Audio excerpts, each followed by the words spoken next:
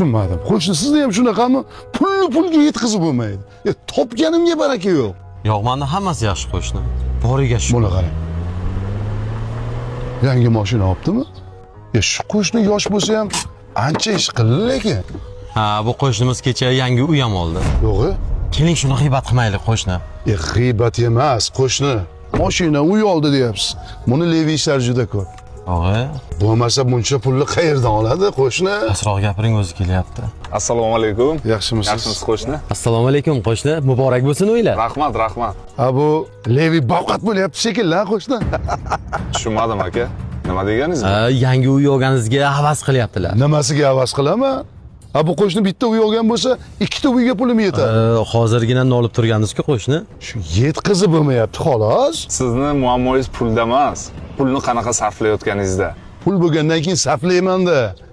Yaxshi kiyinish kerak, yaxshi restoranlardan ovqatlanish kerak. Bu dunyoda inson bir marta keladi. Yaxshi yashab qolish kerak-da. Hammamiz ham yashayapmiz aka.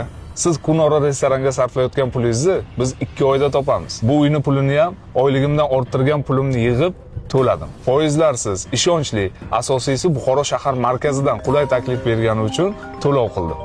Hozir. Alo, Nasr aka. Ajonim, Qayerdasiz? Menga pul kerak edi. qancha? 5 million. Kartanga tashab qo'yaman. Rahmat jonim. Xarajatlar ko'p dedim-ku. Dadam bir gaplari bor edi. Beli og'rimaganni non yeyishini ko'r derdilar. Lekin bir narsani bilib qo'ying. Chet elda ishlab yurgan ayolingiz sizga bunaqa narsalarga sarflash uchun pul yubormayapti. Yaxshilab o'ylab ko'ring-chi, balki birovni gapirishdan avval o'zingiz ishlarsiz. Nima? Shoshmang qo'shni. Bu kishiga e'tibor qilmang. Meni yig'ib qo'ygan pulim bor. Uy olmoqchiman. Qaysi firma dedingiz? Modern House qurilish kompaniyasining Namozgoh City loyihasi ekan. Men ham endi bildim, Buxoro shahar ichida yangi shaharcha bo'lar ekan. U yerda maktab, bog'cha, bolalarimiz uchun, o'zimiz uchun qulay sharoitlar ko'p ekan. Eng asosiysi kadastr hujjatlari chiqqan. Hozir olsangiz, nomingizga rasmiylashtirib berishadi. Zo'r ekan. Qo'shni, yo'l yo'riqni ko'rsating, shu uyni olib bering menga. Nasr aka, Hajon? qayerdasiz?